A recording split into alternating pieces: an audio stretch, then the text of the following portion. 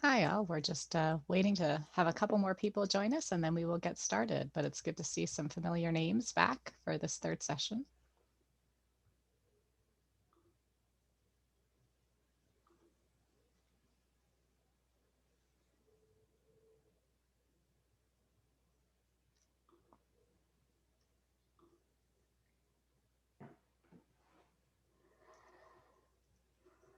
Well, I think I'll get started in introducing the event. I'm Carolyn Berry, the Associate Dean for Social Sciences and Grad Programs. On behalf of Dean Fowle and Loyola College of Arts and Sciences, I'm really delighted to be here with you today to host the third of our four-part series entitled Self-Care and Resilience in Challenging Times. Dr. Jeff Barnett, Professor of Psychology, again will share his expertise from his many scholarly presentations and publications and extensive webinars and professional workshops that he's given on this very topic. Today's webinar, this third part, is entitled Creating Your Self-Care Plan, which perhaps is all too timely a talk in the first week of a new year as we set our New Year's resolutions and hope to maintain them past the next day or two. So we'll structure today as we did our first and second talk by having Jeff talk for about 30 minutes and then have 15 minutes of questions on the end. I'd like to remind you that on the bottom of your screen, you'll see a Q&A button, and that's the button to click on to send questions along the way. I'll be monitoring that, and we're eager to kind of get your questions and use that at any point in time. I'll hold on to them unless there seems something pressing to kind of add on during his first 30 minutes. Also a reminder that this event, as you should have seen, is being recorded, and we will send out the link for this event that is also on the same webpage as the previous one, so you can spread the word to others. I see some other folks have joined us in the meantime, so welcome everyone, and let me turn things over to Jeff. Great, thanks so much, Carolyn, and thank you all for joining us again today. It's great to have everyone participating. Happy New Year to each of you, and I certainly hope that everyone is gearing up for the new semester and work and all that, and making that transition. And I know it's a very busy time. And then obviously during a pandemic, these are very, very challenging times that we're in. So hopefully that, I hope each of you has gotten something out of the first two presentations, and we can hopefully build on that. And so we'll have today's and then one more that will end the series. Hopefully that will not end your focus on self-care, the promotion of wellness and the prevention of burnout, but just is a beginning of it. And I do encourage you to ask questions, make comments, or give feedback in the Q&A section throughout the webinar. No need to even wait till the end. But in terms of developing a self-care plan, I just want to mention to comment on something Carolyn said about New Year's resolutions. That's fine, and probably many of us do that. But the reality is, this is something we want to be doing regularly, that we integrate into our lives on an ongoing basis. And so I'm going to be talking about some of the ways that we can accomplish that. So in terms of first steps, there's just certain things you can do, each of you individually, each of us can do. And one is just make a list of the stressors in your life. What are some of the challenges you're having to deal with? Probably everyone has on their list pandemic, or everyone is unique as an individual. So each of us has different circumstances. I know some people will have, you've been working from home, and maybe you have younger children who are in school and they're doing schooling from home, or they need supervision, or there's a whole long list, and it's not just related to the pandemic. If there was no pandemic, I think each of us would come up with a pretty good list of stressors and challenges and demands in our lives that we have to, anything you have to cope with, react to, or deal with. And I would just say on this list, include both in your professional work, whatever your role is in your work life, as well as in your personal life. And this is a list that's, something that gets updated over time. And maybe some things you cross off the list when they get resolved, and then you have new ones that you add. I just think it's good to have a sense of, what are those challenges that I need to be addressing? It's to just say, I'll just start doing self-care without having a clear idea of what are the issues you're trying to cope with, won't work as well. So this is just something to do periodically. And then again, in addition to what you have normally in your life, or typically what's going on in the pandemic that's impacting you further. Is it social isolation? Is it fears about your health or loved one's health? Are you, or do you have loved ones who are in the at-risk category? It could be a whole range of issues. And then I would write a list of, what are some of the self-care activities that are relevant and accessible to you? I think having a plan, the plan needs to be realistic. I can write down all sorts of things that I think this would be great. I need to travel more. Well, if that's not realistic and is not likely to happen, I'm not going to really put that on my list. But anything that's enjoyable or relaxing or rejuvenating. So if it's taking walks, one of the things I've been doing much more is going on hikes, and you're outdoors and it's exercise and fresh air, and I'm not cooped up at home. I can get outside, and it's something positive. And then, I might do things at home, whether it's reading or listening to music, or again, the list goes on and on, but each of us has to write down, think about it. It's not an automatic thing. And this is not like a homework assignment. It's not a time limit on it. Come back to it periodically, give it some more thought. To me, the idea is once you start thinking about these things, it's on your mind, you'll have additional things come up, and you'll just write them down, and you'll add to your list. And then what are those maladaptive coping strategies that you either are using or might be at risk of using? So, I know for me, if I have a especially stressful or challenging day, I'm going to have certain things that I'm more likely to do than others. And I just think, again, think about it, have it in the front of your mind, be aware of them. It's very easy to push these things off to the side and forget about them. And just the process of needing to write something down makes you more intentional about it and makes it more of a conscious process. It's very easy, if we're just thinking in our minds, to just kind of gloss over things or breeze by them, push them aside. When you have to write it down, it's just a much more active process, and that can be helpful. And then something we've talked about before, but be aware of your personal warning signs. What are those signs that tell me, I'm beginning to slip, or I'm not practicing self-care as well as I should or need to, or some of those signs or symptoms of burnout are kind of cropping up again. And each of us has our own personal warning signs. So whether it's I'm having more disturbed sleep, or I'm doing more of my maladaptive coping strategies, or perhaps I'm just more short with others around me and get more easily frustrated or lose my temper more, or countless other things. Each of us is different, but to know what those are, to be aware of them and write those down. And again, you can review these lists, once every couple of weeks or so, or whenever you think of it, and just make sure it's accurate, make sure it's current and up to date for you. And so the idea is it's sort of like a regular self-assessment or check-in.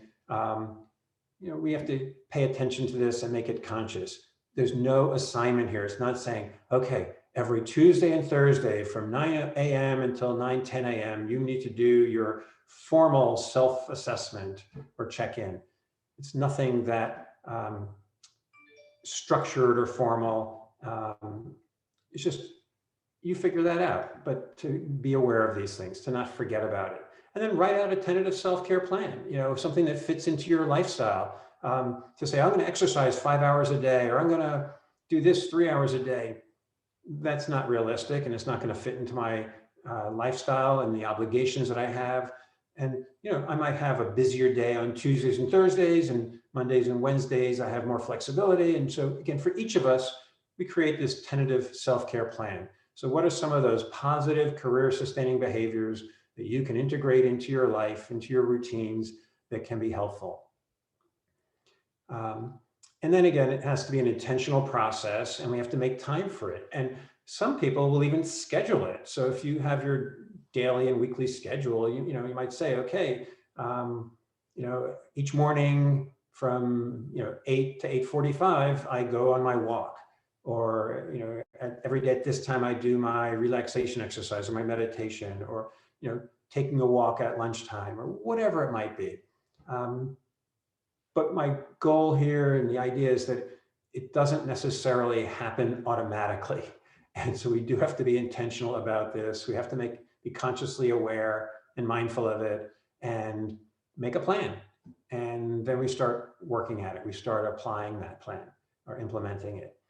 And again, having realistic goals and expectations is vital. If you try to take on too much, as we all know, this gets back to Carolyn's point about New Year's resolutions. It's like, I'm going to do this every day for, perfectly. What are the odds that that's going to really happen and that we're going to stick with it? So I feel like we have to pick something that you can maintain comfortably over time. And I wouldn't even worry about how well I'm doing at self-care, how much I'm doing. The real goal here is just making an effort. So if you just start working at having some more self-care in your life and practicing it on an ongoing basis, that's the major accomplishment. How much you're doing, which self-care activities, how well you think you're doing them, those are all secondary. It's really just about integrating some self-care into your daily routines and into your lifestyle. That's really the objective. And so hopefully if you look at it that way, oh, I can do that. That's pretty easy. And again, so you wanted to make this hopefully over time into a habit because you're creating routines. And it's important to see the positive effects of this. So, I know we like to measure things and evaluate and grade things and how well you're doing at something, but really it's about the activity, it's the action. So if you're just engaging in self-care activities, that's the accomplishment. So that's the goal. So if I say my goal is to go for a hike 3 mornings a week, okay, I'll have my stopwatch on and I can look at my pace and, okay, last time we did it at a 15-minute pace for 5 miles. Today we've got to do it at least at a 14:42 pace. So now I'm making a bar graph and chart, and that totally defeats the purpose of self-care. And that's just sort of one aspect of my personality coming out that I have to combat. That's one of my tendencies that might undermine self-care activities. So it's really just about the habit, the routine, and doing it for the enjoyment of it. If I'm focused so much on how fast and what my pace is, I'm missing out on looking around me and seeing, the birds and hearing them and how beautiful it is out, and, breathing deeply and just relaxing and enjoying it. It's about the enjoyment and relaxation. And with self-care, again, it's not like saying, okay, I did it, I'm done. Well, no, this is a lifestyle and we're never done with it. And, we don't get graded or scored or anything like that. So, did you enjoy yourself? Did you feel refreshed, energized, rejuvenated? Did you feel more relaxed? It's like, we talked previously about, diet, sleep, and exercise. So in terms of sleep, you'd say, oh, I had a good night's sleep. It's like, what does that mean? Well, I feel rested. I feel refreshed. Great, you did a good job. It's like you can't make yourself sleep better during the middle of the night while you're asleep. You have to just, there's certain things you do prior to going to sleep. Like, for example, don't drink lots of caffeine right before bedtime, and don't watch a horror movie right before bedtime, or things like that. But we all know what helps us to relax and unwind in the evening. But the reality is, if you feel well rested, that was a good night's sleep. So there's no rule or law of how many hours you must get. It's different for each person. So you know you best, and you'll decide what you need. So this cartoon kind of addresses a little bit of what I've been describing. I'm learning how to relax, doctor, but I want to relax better and faster. I want to be on the cutting edge of relaxation. that just misses the point. So again, it's about relaxation, enjoyment, rejuvenation, things like that. So I feel like it's very important not to compare ourselves to others, but to compare us to ourselves over time. And again, it's not about achieving goals. Goals are set to give us a direction to move in. And as long as you're moving in that direction, that's great. Maybe you could do more or go faster or do it better, or whatever those concepts mean. But that misses the point. And in terms of doing more self-care, well, again, the idea is, as we've talked about before, it has to be in balance. So if I'm doing too much self-care, what am I not doing? So I have to figure out how much self-care is realistic, like what time is available to me in my life for these activities. And I have to be satisfied with that. I don't want to give up sleep. I can't not go to work. I can't give up important, functions in my life. I have to figure out, how does this fit into my life? And you make that conscious effort. So in terms of comparing up, it's this idea, again, you can always do more. You can always do better. You can also compare down, like compare how you're doing to how you did previously when you weren't engaging in these self-care activities, when you didn't make a self-care plan, to see how much progress you've made and how well you're doing. So again, it's easy to make a decision and catch yourself and say, sure, I could be doing more, but look how well I'm doing. Look how much more I'm doing than before. And again, maybe this is a good balance. So again, I've made this point, don't need to belabor it. And again, that one as well. So it's about the effort. It's about the engagement, participation. So just engaging in this process is the goal. And that can be hard for some of us because, one of the ways we've each been successful is through hard work. And really, hard work is not the answer to self-care. It's more of like a letting go kind of a process. You can't say, I'm going to relax harder. No, you have to kind of let go and allow yourself to relax. You have to give yourself the luxury of time and just let everything else go and forget about it. And, when I'm trying to relax, I can't be, in my mind, be working on solving problems and, jotting notes down and ideas for things to do as soon as I'm done with my relaxation and so on. Again, you want to free yourself up completely to engage and immerse yourself in whatever self-care activity you're doing. That's the way to get its most benefit from it. And then you'll go and do your work or whatever else you have to do, and you'll do it so much better. But to not multitask so much. So again, we want to strive for balance, understanding that it's not perfect, you never fully achieve it. And then keep in mind that to experiment is good, to try things out is great. I think in our culture, we kind of fear failure, and we don't want to try something new because what if it doesn't work, or what if I'm no good at it? And it's like the only way to learn is to try. We push ourselves outside our comfort zone and try new things and give it a try and see how it goes. And maybe I'll try 10 things and 3 work well for me, and it's like, great, I've discovered 3 things that work for me. And that's a different way of thinking than I failed 7 times, or I wasn't any good at these 7 things. No, I discovered 3 that worked for me. In terms of realistic expectations, I always think in terms of baseball as an analogy. If you are a batter, a hitter, and you get a hit 3 out of every 10 times you're up at bat, you're a superstar. So in that context, baseball players understand 3 out of 10 is terrific. That's great. No one's trying to be perfect. No one has the goal of 10 for 10 or 9 out of 10. That doesn't exist. But oftentimes if there's no formal structure like that that's given to us in terms of saying, this is the standard, these are the expectations you should have. If we don't have that in place, we just kind of create it or invent it on our own. And it's very easy to create something that's not realistic. So we have to really work at that and catch ourselves when that's happening. And then along the same lines, we really need to work at combating negative self-talk. And I know we all do this, what's called automatic negative thoughts, these negative thoughts that just pop into our heads all the time. Things like, I'm no good at this, or this is impossible. And then you try and you realize, oh, okay, that's not so bad. But initially we might have that thought, I'll never be able to do this. Everyone's better than me. I should be better at this by now. And countless other thoughts. And I think it's just vital to accept that we all have automatic negative thoughts, and we need to be conscious of them or cognizant of them and catch them, and then challenge or refute and replace them with realistic thoughts. Um, to say this is impossible, I always ask, what evidence do I have to suggest that that's true? None. I just made up that thought. Okay, well, what's a realistic thought? I think this might be hard.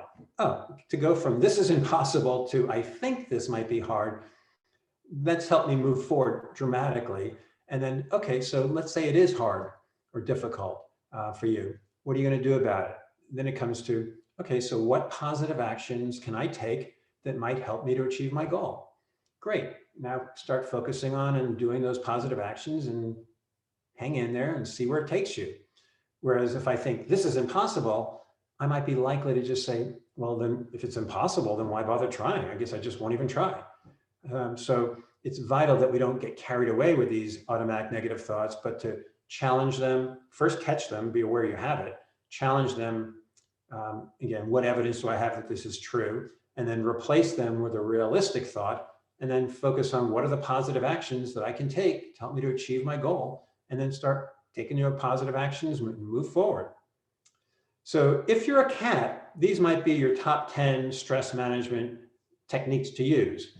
But as I highlighted earlier, each of us is a unique individual, so there's no one list. And each of us, that's why we have to experiment and see what works for you. Again, what do you find relaxing, enjoyable, rejuvenating, and so on. And then self-care is not a solitary activity. It's really not possible to accurately self-assess. We can only see ourselves accurately through others' eyes. We have biases, and we tend to not be great at self-awareness often. And while it's important that we do these periodic check-ins and self-assessments, they're, by definition, they're not going to be 100% accurate. So as I'll talk about next time when we meet in the fourth of the series, we'll talk about, creating a culture of self-care in your work environment and in your life. But for now, I just want to highlight this idea that to really be successful with self-care, the prevention of burnout, the promotion of wellness, with thriving and flourishing during challenging times, we really do need to have a team effort. We have to look out for each other and support each other. And I know it can feel risky to acknowledge when we're struggling and we have difficulties, when we're imperfect and all that. But if we're in it together and we're each supporting each other and sharing openly and honestly, it goes much more smoothly and effectively. And to be actively engaged in a caring community really is consistent with our Jesuit values and certainly relevant to Cura Personalis. So communitarianism is this notion of, we're a community and we need to work together and look out for each other and support each other. And we have to be engaged with each other. And so again, we have to be responsive to our neighbors in need. And there's something called a competence constellation. And if you imagine yourself like you're like the sun, and then there's the planets in orbit in different rings going further and further out beyond you, but you're the one in the center. And then you have your inner circle, and your inner circle might be your 2 to 4 closest colleagues or friends. And you make an arrangement with this core group to say, we're going to look out for each other. We're going to support each other. Let's meet on Zoom for an hour once a month, or an hour and a half once a month, or every other week, or whenever. And it's the idea you regularly check in, you look out for each other, you talk to each other, and you share openly about your struggles. So I have in my life, I have 4 people in my inner core, and we talk regularly, and we talk about everything. They know about my marriage and my kids and my grandkids and my career, and when things are going well or when I'm struggling. And, we all struggle at different times, and we're all imperfect. And so again, if we all do it openly and honestly, we're in it together, it's much easier. And then I have colleagues that are in the next orbit, the next ring of orbit. And they're people who maybe I talk to once every 3 months, and it's not as intimate a sharing, but we're still looking out for each other and checking in and supporting. And then, just like the members of my department in general, and then maybe the university community, or maybe it's my church or synagogue or mosque, or whatever, or neighborhood. But each of these rings is a little less intimate, a little less supportive and active, but they are there as well. And this is something we have to consciously focus on and work on developing. And there's lots of benefits to this. So lots of type of support, this emotional support, appraisal support, informational support, and then what we call instrumental support. And again, I give examples of what each can be. It's very difficult to receive support when you're in isolation. And there's some benefit to giving support. These connections are important. As you've all heard, there's this talk about not having social distancing, but having physical distancing. We don't want that emotional distance. We actually need to take the initiative and make a conscious effort to really reach out and forge good, caring, supportive relationships in our lives. And so this idea of the competence constellation is one way that I conceive of it. And again, others can offer really helpful, honest feedback and support, and others tend to be better assessors of us than we are of ourselves. There's a whole literature, a whole body of research on how notoriously poor we tend to be on accurate self-assessment, but others tend to do a better job, and so therefore we can support each other in that regard. So I feel like it's important for each of us, just start with a self-care plan. And I know none of you has done zero self-care. We all do something. But again, if you write down those things that I went over in the first slide, you can start refining your self-care plan, start moving forward with it. And again, don't evaluate it, don't judge it, just start moving forward. If you don't like how it's going, modify it. If you'd like to do more, add to it. If something's not working, get rid of it, replace it with something else. And again, think in terms of your support network, your competence constellation of friends, family, colleagues, who's in your inner circle, who's in the next ring going out, and how to utilize them and how they can utilize you. Do you reach out to people and say, I want to be in your inner orbit. I want to be there for you. Can we reach an agreement on that? Let's get started. And sometimes these things just develop naturally or organically, but other times you have to consciously say, let's create this structure. So I have colleagues who get together weekly or monthly or bi-monthly, whatever it might be, and with the same group, and they regularly talk and support each other. And again, you can talk about anything. The only rules are when you're giving feedback, try to be supportive and don't be harsh or critical, and remember that we're all there to support each other. And again, focusing on prevention, as I mentioned, know your warning signs. If you see something starting to build up, it's easy to think, well, I'll just give it a week or two and see if it happens. It might resolve on its own. There's no cost to you to just address it right then to ensure that it doesn't keep building up. So prevention is always better than getting in over your head or having things, get out of control, and you're going to experience the negative effect of that then. So we'd rather avoid that. So, we have the next session on the 28th at the same time, and that's going to be on how to create a culture of self-care, very specifically in your life in general, but in your work setting. What are some things we can do to ensure that we have this culture of self-care at work? And there are some things others can do, and some things each of us can do to help promote that. And then what are some of the challenges you might experience in implementing your self-care plan and moving forward with it? And what are some of the ways of troubleshooting that and of addressing it? So those will be the things my hope is that we'll be able to address next time. And my hope is if you try some of the things we've been talking about here, you can come back with some feedback or have questions, or even just say what's going well, what have you struggled with, or what's been a challenge, and we can have more of a discussion perhaps. So we're right at 30 minutes, and I'm gonna turn things back over to Carolyn, and we can have some more discussion. But if there are any questions, comments, feedback, thoughts, all that is most welcomed. Okay.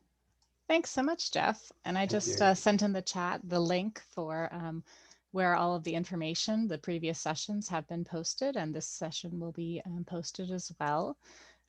So please send in your questions through the Q&A box. And as we're waiting for those questions to come in, let me just kind of ask you and think about, since I originally framed this as far as New Year's resolutions, and I think you appropriately kind of reframed that for us all and kind of thinking about self-care. But I think the world around us still thinks about New Year's resolutions, and invariably people kind of, whatever plan they set, I know I have great expectations at the beginning of every semester about kind of regrouping and doing it all correctly and perfectly and better than I did at the previous semester. And, that often works for a couple of weeks. And then invariably, whatever that great plan was for self-care, life gets busier and I'm swamped in midterm grading and, this time of year, then kids are on snow days, and not that that'll happen particularly this year with virtual school, but all these other things kind of get in the way of that self-care plan. So what happens when I'm feeling stuck in another week or two, and how can I kind of get back on track with my self-care plan?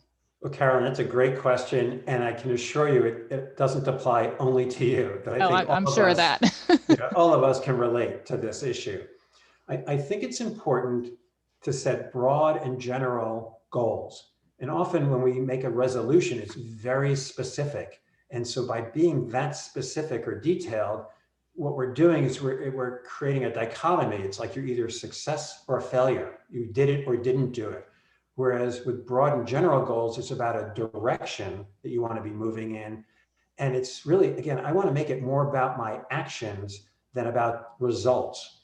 So, rather than say, I'm going to grade every assignment the day I get them, that's just so specific. And as you're highlighting in your point that you're making, things happen that can interfere with that.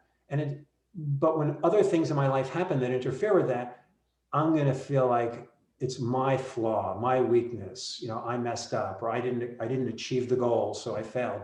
And then we're also thinking in terms of this, again, success or failure. So if I fail, it's like, okay, I blew it. It's all or nothing. I'd like it not to be all or nothing. So I want to have a broad general goal. It's more about my actions and my efforts. So again, I want to try to grade things in a more timely manner. That's more broad and general. I didn't make this a finish line, like I either crossed it or didn't. It's like every assignment has to be graded and returned to students within 12 hours. That's too detailed and specific. It just ignores the fact that there's this whole world and all these things that can happen. And if one of your children has the flu and is up all night sick and you spend the night with them, you're not going to be spending the evening grading that assignment. And it has to be okay to not have it done in 12 hours, and maybe it'll be 24 or 48, and that's okay. And so we have to be kind to ourselves. And again, this has to do with being realistic. But again, broad general goals, make the effort. And you know what? We're all going to get knocked off course. And that's life. And so when I get knocked off course, I have to say, okay, I've been knocked off course. What am I going to do? Okay, let me regroup and get back on course. As opposed to when I set it up in terms of success or failure, making it all or nothing, it's like, why bother? You just give up. And I think that happens all the time. So, and I know fitness centers, health clubs, they know we're going to sell, if they can handle 200 memberships, I want to sell 500 because we'll be busy for 2 weeks and then it'll be fine. But we want those dues because that's how we make money. And they know how that works. But if my goal is to start exercising and getting in shape, it's about, if I join the fitness center, I want to just say, okay, what's reasonable? What's something that I can do over the long course here? And if it's not about, I'm going to do 3 hours a day or this amount or this number of pounds. I want to try to go to the gym 3 times a week, and let's just start small. Maybe I'll go for 20 minutes and just walk on the treadmill, or then slowly over time I'll do half walk, half run, or alternating. And I have to see this about, again, this idea of we're each a work in progress, and it's about engaging in the activity. It's not about measurable results and standards and all that. That makes a lot of sense. So Tanya Rosas Morena has written a question in the chat. She's thanking you for all this information. And her question is, do you have recommendations for who should be in one of our close groups to assess us or help us assess ourselves? So that kind of inner circle you talked about. Right. How should we choose these people and what qualities should we consider when choosing members of this close group to journey with us? Great question, Tanya. Wow, Tanya, thank you. That is such a fantastic question. And, you know, there are several things I can say, but let me just start with, you want people who are like-minded individuals who value self-care and the promotion of wellness and who are kind-hearted, good, nice people like yourself. You know, because as I mentioned, we don't need people to be harsh and critical and judgmental. The whole goal here is we want to have a small group of people and we're going to support each other. We're looking out for each other. We want to say, I've got your back. You know, so for example, there's people in my life who if they haven't heard from me in a while, they'll send me an email or they'll call and say, hey, I haven't heard from you. How are things going? Let's schedule a time to talk this weekend. And, you know, I mean, that's the kind of person you're looking for. So you probably know people who they're already your friends. And maybe it's just a question of saying, I'd like to have us utilize each other in this way, in a more intentional way moving forward. And it's just sort of expanding or adding to some of the relationships you have. But I'm sure you have your closest colleagues and friends, and then you have the next group out that are people you get along well with and they like you, and it's a little more informal or a little less intimate, and then, you know, moving out even further. But again, I would say, you know, just 2 to 4 people that, you know, you feel like you care about them, they care about you. They're all warm, supportive people, and you have an open discussion about this. You know, I think it'd be great if we could just regularly talk, and it could be you with each of them individually, or even as a regular group that meets on an ongoing basis, however you decide to do it. But again, just kind, caring, nurturing, supportive, loving kind of people. And, you know, the ground rules are, you know, yeah, we have to give each other feedback at times, and sometimes that's hard to hear, but the way it's given is crucial. And I'm sure you know who those people are in your life. And if you wanted to expand with others, you might say, you know, I think so-and-so might be really good. And I haven't been close to that person, but I just like that person or respect them.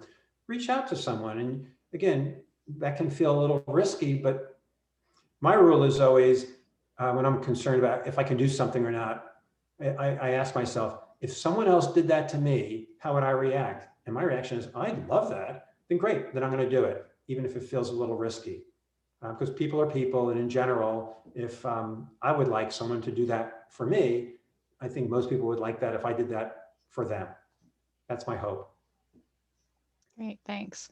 So on slide 10, you talk about this competence constellation, and you receive various types of support. You listed emotional, appraisal, informational, and instrumental. And so I wondered, as you think about these people maybe within this inner circle or elsewhere that you can receive the support from, is it likely that one person can give all those types of support, or would you seek out different people for those different types of support? Well, I'm assuming because you've asked such a perspicacious question, you already know the answer to that. I have my suspicions. But thank you for bringing that up. And, you know, the reason we need 2 to 4 people in our inner circle, you know, in that core group, is that there really is no one person who could be everything for us. You know, that's why we don't just have one relationship in our lives. You know, we have different friends and different family members and colleagues who meet different needs. You know, I have colleagues who regularly, they have a group of like 6 or 8 colleagues that once a month they get together for a Zoom call for an hour and a half, and then they just, it's not group therapy and it's not supervision, and, you know, it's just supporting each other and talking and checking in. And I agree, each person does offer something a little different. And even if you have, you know, 3 or 4 or 2 or however many really close people in that inner circle, and you talk to each of them separately on a regular basis, not only does each of them offer you something a little different, you're offering each of them something different than others in their inner core are offering. And so if you say, well, I need 5 people or whatever, that's terrific. You know, I don't think you're going to have a Zoom call with 40 people on it. That's unwieldy. But we need each other to flourish and to thrive. And again, I think we benefit from playing both roles by being the one who is receiving that care and support from others in our life, and by giving that care and support. I think we benefit from that as well. But again, having multiple people serves our goals in a much better way. I certainly think your question is very important to highlight that different people offer us different things, and they're all valuable. I think that makes a lot of sense. A lot of times children tend to think that their best friend has to have all of those traits. And as adults, we try to say, well, that friend can be the one that you play with more, and that's the other friend is the one that's going to, help you tie your shoelaces, because they already figured that out. So I think that makes a lot of sense. And some people do have that one best friend for, from their whole life, from third grade or whatever. And that's great if that works for one person. But this also highlights why we shouldn't compare ourselves to others, because what if I don't have one best friend? And what if I don't have a same friend since third grade? And what's wrong with me? Well, nothing. Maybe I'm just different, and I have 4 close friends or 4 people who I, get support from. And each of us is unique and different, and do what works for you. What meets your needs? What provides you with the greatest support? That's what works best. And I just posted into the chat for everybody, just a reminder of other areas of support that the university offers, that through HR on their website, you can find the Employee Assistance Program. And for many years, I simply thought that was kind of just, therapy that the university would pay for any life event or something. Each event, you're eligible for various sessions. But more recently, as a supervisor, I learned that it's actually much broader in scope. And if I'm looking for assistance to support elder care or to find childcare, all sorts of other things, EAPay provides a whole range of services. So I encourage people to kind of check that out. And so the follow-up PDF lists those various types of services. So it's a complicated time. So kind of taking advantage of all these, additional free benefits that we have as university employees is certainly worth a look. So. Right, and that's an example of, I brought it up again, of the instrumental support, or informational. I mean, again, different resources provide us with different benefits. And so to be open to as many as are available to us makes great sense. And again, needing help, needing support is not a sign of weakness. It's not a flaw. The more actively we make good use of these resources, actually, the better we're going to function, the more effective we'll be in our lives, and the healthier and happier we'll be. And that's our goal. Makes a lot of sense. Well, I appreciate your time so much. And on behalf of the Dean's Office, I just want to thank Jeff for his words of wisdom. I think I feel much more empowered at the start of a new semester and new calendar year, albeit a second year of this COVID thing going on. I also want to thank Scott McCabe and his colleagues in the event services for this. And just a reminder, as Jeff had already talked about, that we have our final session coming up on January 28th at the same time, same channel, about how to implement your self-care plan. So we'll be posting these slides in the next day or so and send that out so folks can review them and start working on their self-care plan, and then reconvene for hopefully a more interactive session about how things are going and provide a bit of support, emotional support and instrumental support to each other at that time. Any final thoughts, Jeff? No, thank you, Carolyn. I appreciate yours and others' great questions. And I look forward to January 28th, and hopefully everyone can make it. And again, if anyone has a question or just wanted to contact me and speak privately, just send me an email, jbarnett@loyola.edu. And I hope everyone's coping well and doing your best. And I look forward to hopefully seeing you then. So thank you. Take care.